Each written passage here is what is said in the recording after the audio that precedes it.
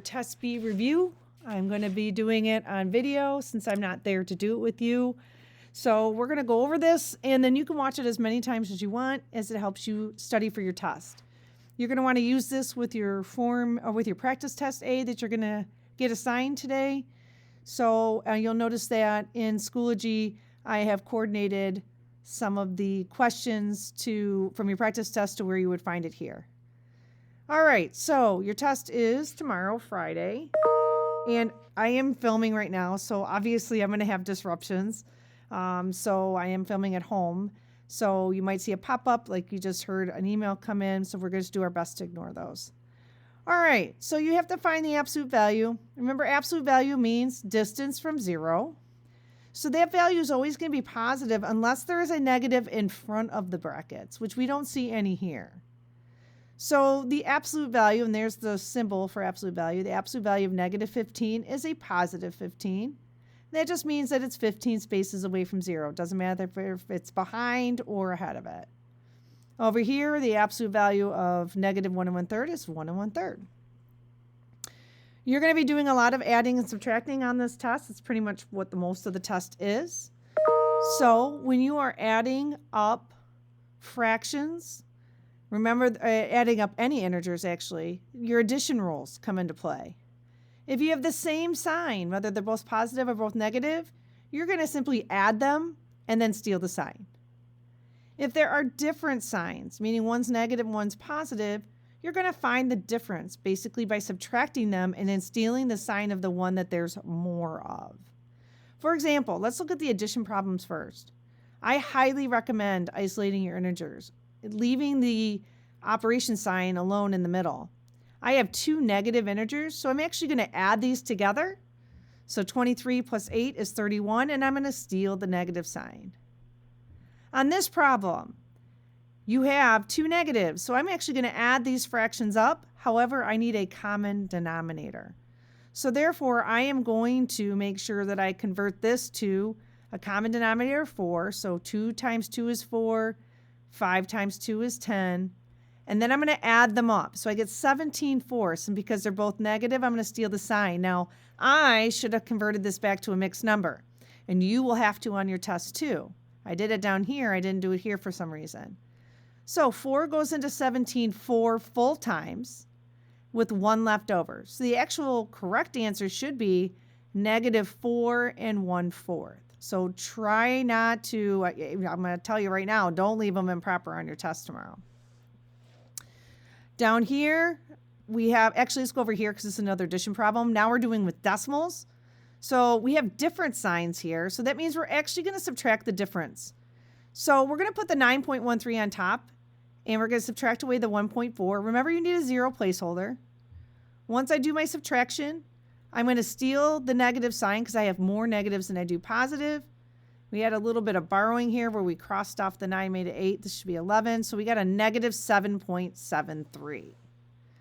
Remember, we're lining up decimal points and we want 0 placeholders. Now, as far as the subtraction rules, notice I highlighted the subtraction signs because I wanted to make sure I reminded myself about the keep, change rule. And on your test tomorrow, these are going to be all mixed up too. So you're going to want to remember that subtraction rules, you're basically just going to do the first step of keep, change, meaning you're going to keep the first integer, change the operation from subtraction to addition, and then change the sign of the second integer, and then follow the addition rules. So for this one, we have -14. We're going to change it to keep, change. So keep -14. We're going to make this subtraction plus, and the -7 becomes 7.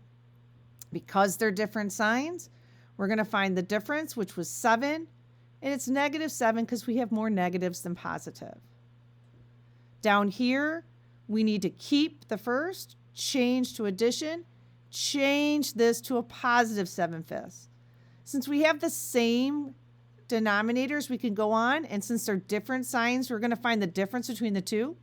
So the difference between 7/5 and 1/5 is 6/5. It is positive because there's more positives than negatives.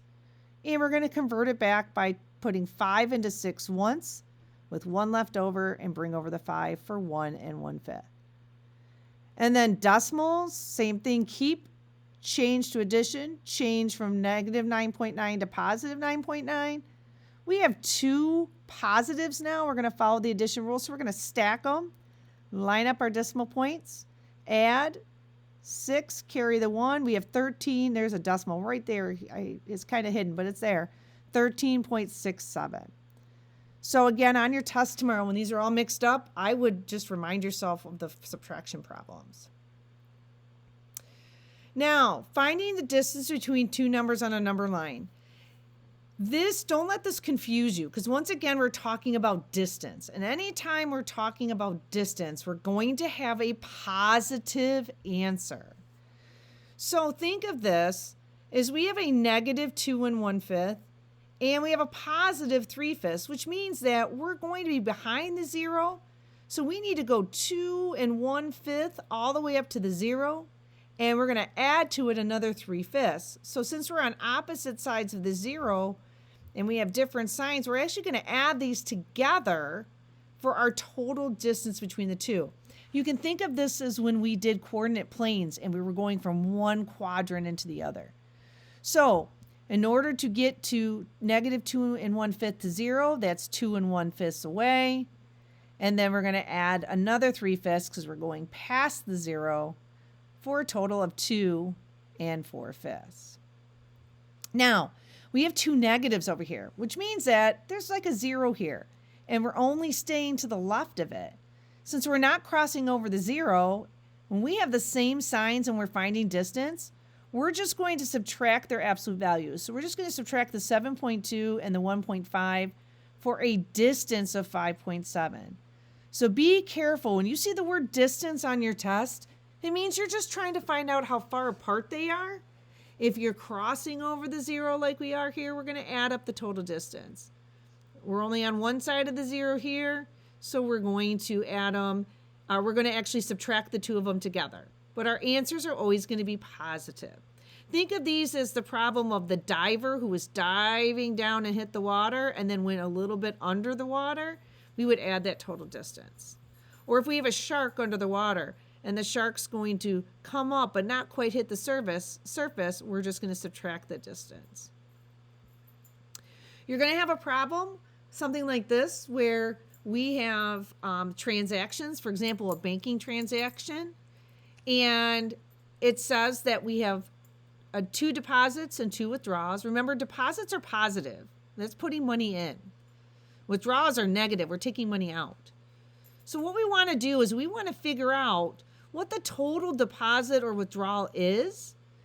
And then it says your account starts with $95. This comes into play at the end. So what I would recommend doing is take both your positives, both of your deposits, and add them up for a total deposit of $55. And then I would actually take your 2 withdrawals because they have the same sign. I would also add those together to get a total withdrawal of negative $80. And we're going to combine them together.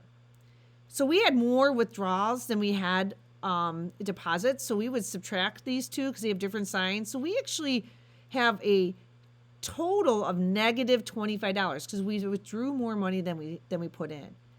Since our original total was $95, our original balance, we have to subtract this $25 for a new balance of $70. So we still have money in our account, but overall we had more withdrawals than deposits. So thankfully we still have money left in the account.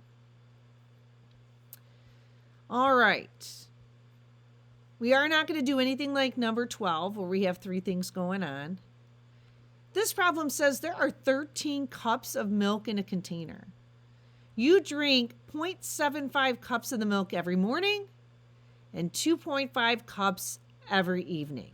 So when will you run out of milk? Well, let's find out how much you drink per day.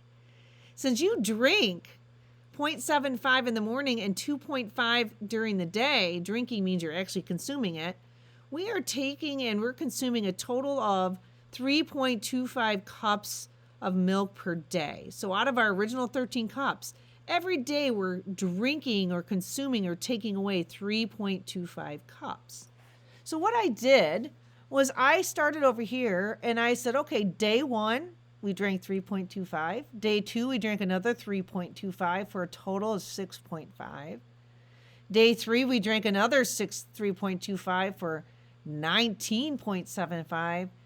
Day 4, we drank another 3.25 and we hit 13. So it took us 4 days. You also could do this the opposite way, where you could start at 13 on the top and keep subtracting 3.25 away, and you would get the same answer. It takes 4 days to do that. Number 14 says an airplane begins its descent. Descent means it's going down at 1.5 miles or 1.5 miles above the ground. So your plane is 1.5 miles above the ground and it's beginning to go down now. After 15 minutes, the airplane is now 3/4 of a mile above the ground. So find the change in the height of the airplane. And then if the airplane continues to descend at this rate, how long does the entire descent last? Well, the airplane, if it's 1.5 miles above the ground, and after 15 minutes, it goes down 3/4 of a mile. I changed these to decimals. It was just easier. So at 1.5, we went 0.75 down. We are now at a 0.75 after 15 minutes. Another 15 minutes goes by and we descend another 0.75.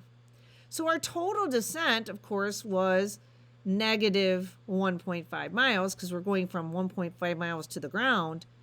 And it happens in 30 minutes. So it kind of looks like this problem, as we're just starting again at 1.5 miles above the ground. 15 minutes we go 0.75 down, which leaves us at 0.75. And another 15 minutes later, at the same rate, we finally are on the ground. So the airplane continues to descend 1.5 miles over 30 minutes. That's going to be all the basic questions on your test.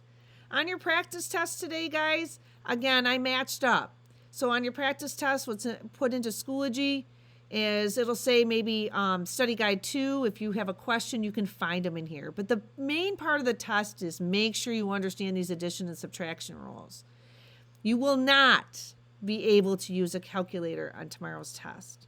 So you need to be ready to do the addition and subtraction without calculators.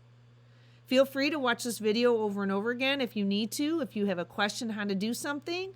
Otherwise, you're going to do your practice test. You're going to complete it in Big Ideas.